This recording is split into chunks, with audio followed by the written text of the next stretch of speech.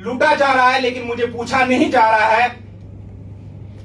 यह किया गया 5 अगस्त 2019 को, लेकिन वादे इतने बड़े किए गए, on the floor of house इतने बड़े नारे दिए गए कि जम्मू कश्मीर में सब कुछ बदल जाएगा। जम्मू कश्मीर में आप गोली का नाम कभी नहीं सुनेंगे, जम्मू कश्मीर में आप मिलिटेंसी का नाम नहीं सुनेंगे। लेकिन आज जब मैं यहां 17 जून 2023 को बैठा हूं, मैं आपको बता देना चाहता हूं 5 अगस्त 2019 के बाद जम्मू कश्मीर में क्या बदला। यहां पे हमारे फॉर्मर एजुकेशन मिनिस्टर बैठे हैं, हर्षदेव सिंह जी बैठे हैं, जम्मू से ताल्लुक रखते हैं। 1 महीने पहले इनको पुलिस घसीट के अंदर ले जाती है, थाने में खींच के इनके कपड़े फाड़ती है। ये चेंज हुआ जम्मू कश्मीर के अंदर, क्योंकि ये अपने लोगों के लिए आवाज उठा रहे थे। इनको आवाज उठाने का हक नहीं दिया जा रहा, जो हमारे पास बोलने का हक है वो हमसे छीना जा रहा। ये आपने बदल दिया जम्मू कश्मीर के अंदर। वो कोई घर नहीं है जम्मू कश्मीर के अंदर, वो कोई कम्युनिटी नहीं है जम्मू कश्मीर के अंदर जिसने 5 अगस्त 2019 के बाद गोली ना खाई हो, चाहे वो सिख कम्युनिटी हो, चाहे वो पंडित कम्युनिटी हो, चाहे वो मुस्लिम कम्युनिटी हो।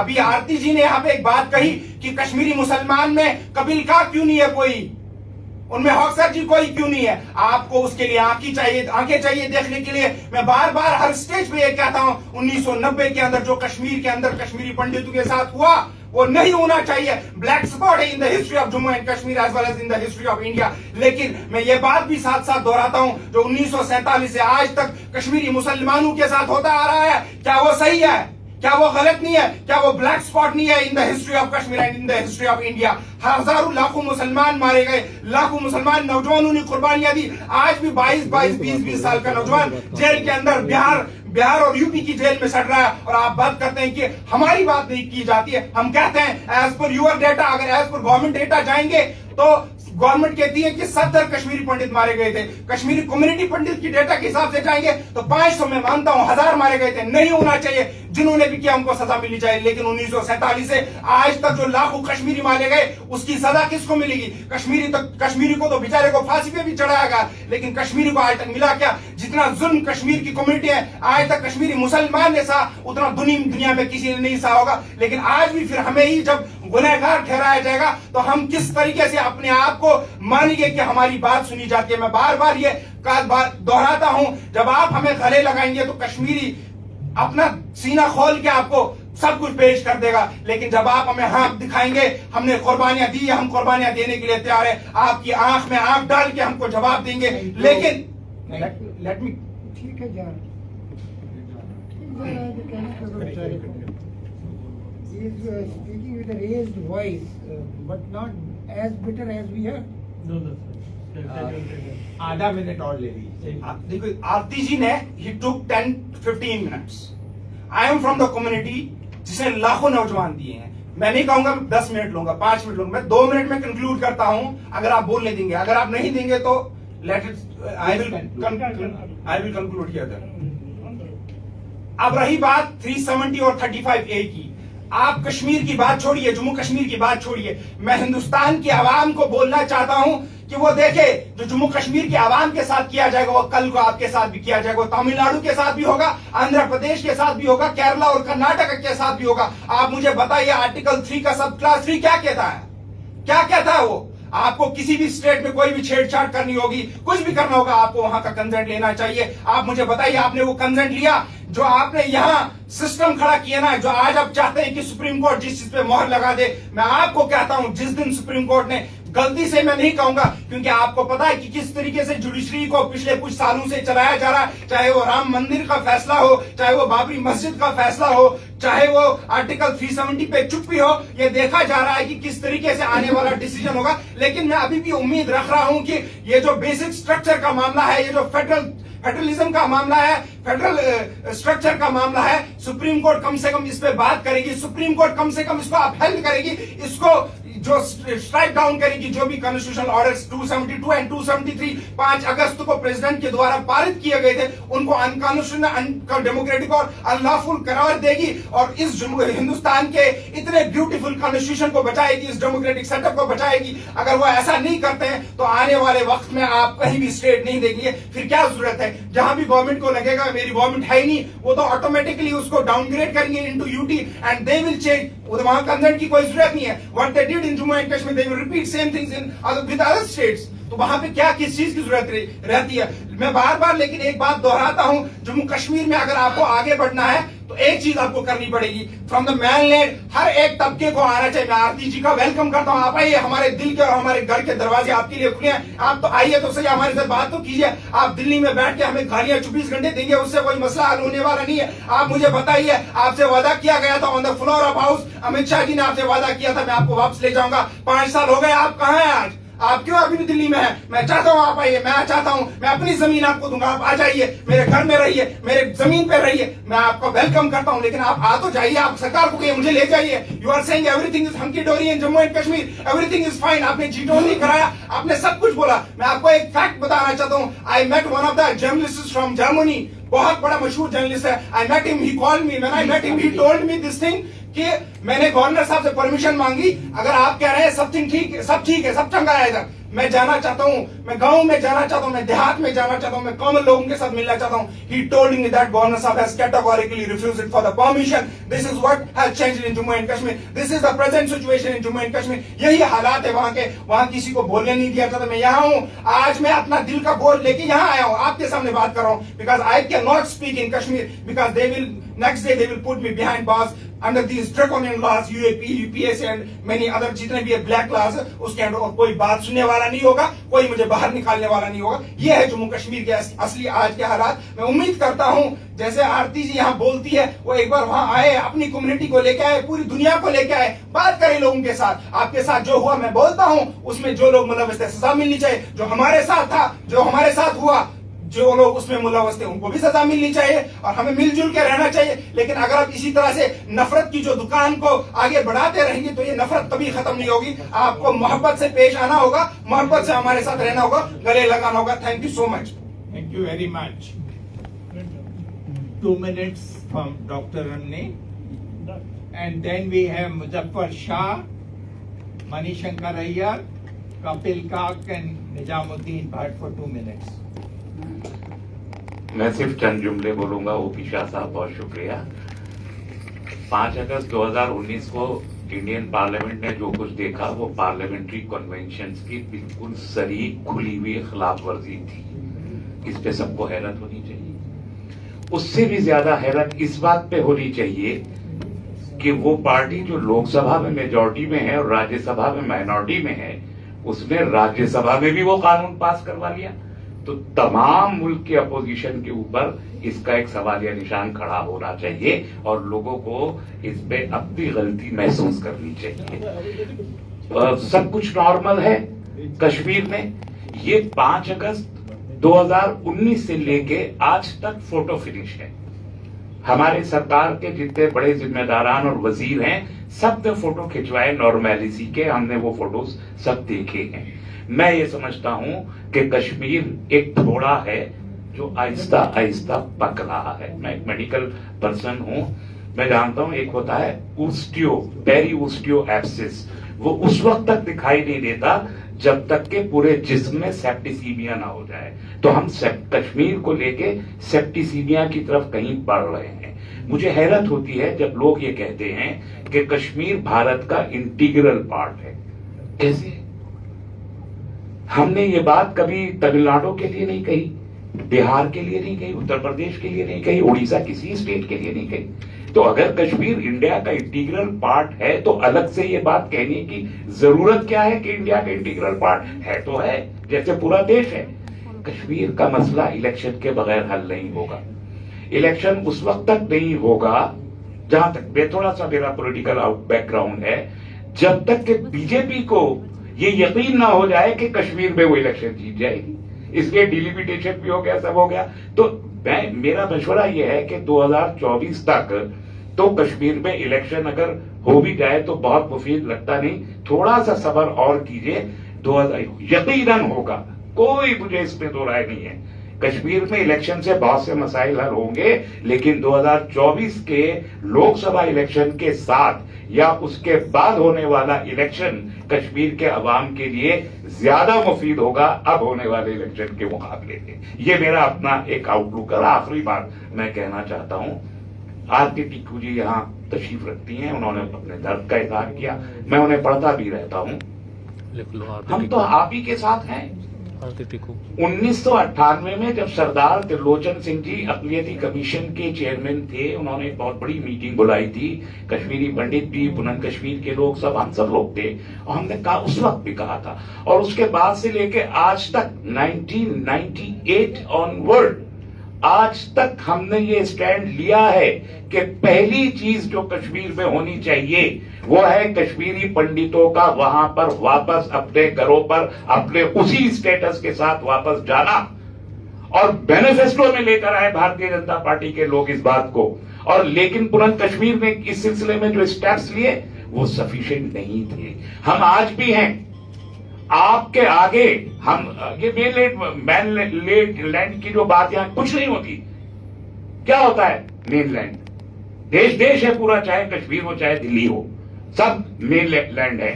हम आपके साथ हैं, थे, रहेंगे, जो कि एक मजलूम जिसको उसके घर से निकाल के पार कर दिया गया हो, उससे बड़ा दर्दमंद मजलूम दुनिया में कोई नहीं हो सकता। उस दर्द का एहसास हमारे दिलों में है, आपके दर्द का एहसास हम महसूस करते हैं, हर एक कश्मीरी पंडित का। लेकिन आप अपने पॉलिटिकल एफिलिएशन से ऊपर उठ के एक मजलूम कम्युनिटी की हैसियत से आगे आइए। पिछले 9 साल में पुनः कश्मीर ने ये स्ट्रॉन्ग डिमांड कभी नहीं की कि हमको वहां पर वापस अपनी जगहों पे वापस लेके जाना चाहिए। हम आपके साथ हैं, और मैं समझता हूं कि इलेक्शन के बगैर नहीं होगा। अगर मणिपुर 371A-G-C अगर स्पेशल राइट्स दे सकते हैं तो कश्मीरियों को भी वो राइट मिल सकते हैं। ये बेईमानी है कि हम कश्मीरियों को राइट से महरूम किए हुए हैं सिर्फ इसलिए कि हमको पॉलिटिकल पावर वहां पे चाहिए। Thank you very much. Thank you very much. Shah Saab, 5 minutes, because you were given a chance earlier, you only declined. So 5 minutes. घड़ी सामने देख लीजिए। Because I have to handle 2 subjects on 2 issues. One is my. अब जितना भी हो, लेकिन 5 minute. अच्छी बात। I did take more than. No. You took more than, but you said relevant things. Thank you sir. आप सब लोगों ने बहुत सी तकारीर सुनी, क्योंकि मैं अपनी जमात अवामी नेशनल कॉन्फ्रेंस की तरफ से ही नहीं, people's alliance for Gupkar declaration की तरफ से भी यहाँ पे बैठा हुआ हूँ as one of its executive members. मैं एक चीज ये बता दूं, मैडम अक्सर साहिबा, आपने एक बात कही, बहुत विस्तार से आपने बात मणिपुर की कही। मणिपुर में जो भी आज कुछ हो रहा है, don't be taken aback if what is happening in Manipur today is not a precursor for removal of Article 371. No. They might remove Article 371 like it was done with Jammu and Kashmir. In the same way, that is one of the feeling that is going around in various circles. That's to be seen what happens in the future. यहाँ पे आज we came here to discuss 370, 35A, give it a relook. Give it a look. और उसमें एक बात ये बाज़ाब्ता तौर कही गई कि 370 और 35A is today in front of the Honorable Supreme Court of India. It is the Honorable Supreme Court of India who will take a call on this. We are all standing there in front of the court. As a matter of fact, we have asked from almost 3 Chief Justices that please fix a date. We are also requesting the Government of India to please come forward, and you also please try and get a date fixed for 370. Because 370 is a watertight agreement between the forefathers of modern India and the leadership of Jammu and Kashmir. 370 is born out of the Constitution of India. It is for the Honorable Supreme Court of India to uphold its own constitution and give justice to the people of Jammu, Kashmir and Ladakh. ये बात है basic. और चूंकि यहाँ पे बात हुई थी, हमने पीएचडी की तरफ से एक डॉक्यूमेंट रिलीज किया है जिसकी हमने 100 कॉपियां डिस्ट्रीब्यूट की हैं कि what has happened in Jammu and Kashmir right from the Solomon Pledge of 1947. That is this book, and I have about 15 more copies available here. वो आप लोग ले जा सकते हैं. You will get the answer कि 47 से लेकर उसके पहले भी आज तक क्या हुआ है. दिल्ली एग्रीमेंट किस चीज को कहते हैं, 370 क्या है, क्यों हुआ, what was the reason, why it happened. जब आप लोग यहां पे बात करते हैं कि जम्मू कश्मीर में ऐसा स्पेशल क्या था जो उड़ीसा में नहीं है, जो महाराष्ट्र में नहीं है, जो कहीं और भी नहीं है.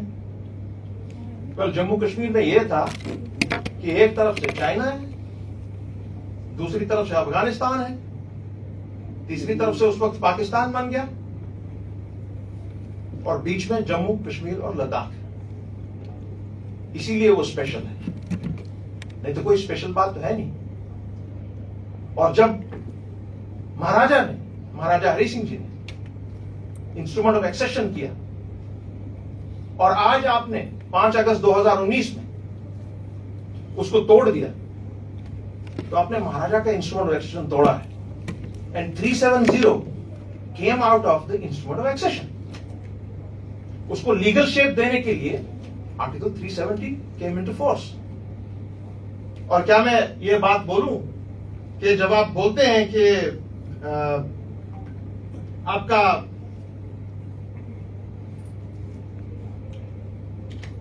बनाया किसने इसको, was it done on communal grounds? Not at all. Pandit Chamal Prasad Mukherjee was one of the members. Sardar Patel was one of the members, along with Pandit Jawaharlal Nehru. उन्होंने बनाया विद शेर कश्मीर शेख मोहम्मद अब्दुल्ला. जम्मू कश्मीर और लद्दाख के लोगों के लिए 370 it belongs to every citizen of Jammu Kashmir and Ladakh irrespective of region and religion, irrespective of caste. ये हर किसी मुस्लिम के लिए, पंडित के लिए, सिख के लिए, बौद्ध के लिए, कश्मीरी पंडित के लिए. और जब जम्मू कश्मीर की लीडरशिप पे बात आई, वो बात मत भूलिए, 1947 में किसी एक मेरे कश्मीरी पंडित भाई का बाल भी का नहीं हुआ. It's the fact of life. और मैं एक बात बताऊं, हालांकि मैंने एक तरीके से बात करना चाहा था, मगर कुछ ऐसे पॉइंट्स पे बात करना बहुत जरूरी है. If I'll have to take 2 more minutes. If economic growth is like you saying 14.6%, why is there 35 lakh unemployed youth roaming around in the state? That is the problem. This is a wrong figure, absolutely wrong. From wherever you have got it, we don't accept it. And not 30,000 people have lost their lives; it is more than 100,000 people. And as far as we are concerned, in People's Alliance for Gupkar Declaration, there is no question of any compromise on 370 and 35A. No compromise at all. And secondly, today, like one of the speakers, आपने बताया कि यहाँ पे एक शायद हर्षदेव सिंह ने बताया कि सुप्रीम कोर्ट की एक लॉयर्स की टीम वहां पे गई है श्रीनगर राष्ट्रीय एजेंडा फैलाने के लिए, लाल चौक में. वहां तो राष्ट्रीय एजेंडा फैल रहा है 1947 से, and nobody has ever raised it's hand on that. Never. It has been disrespected. Never at all. So, ये हिंदू मुस्लिम, मंदिर मस्जिद, झंडा, ये पॉलिटिक्स तब चलती है जब आपको पता लगता है कि आपकी जमीन खिसक रही है आपके पैरों से. That's the reason. नहीं तो there is no reason to do such things today. आप अगर कश्मीर की बात करेंगे, इस वक्त हमारे अभी हाल ही में वहां पे G20 हुआ, 3-4 सड़कें हमने वहां पे ठीक कर दी. मगर आप अगर श्रीनगर सिटी का हाल देखेंगे You will think that just now a war has ended in Kashmir. That is what Kashmir is all about today. And when you are there since last 8 years without elections, a lieutenant governor's rule cannot be lasting so long. So whatever you are doing there without the mandate of the people. It is illegal. You cannot take majority decisions because you don't have the mandate of the people. That is what we are asking for. So two things we are doing today. We are asking for immediate hearing on Article 370, for which the entire country should stand up and say, please, let us honor our constitution. The Constitution of India has given 370 to the state of Jammu and Kashmir.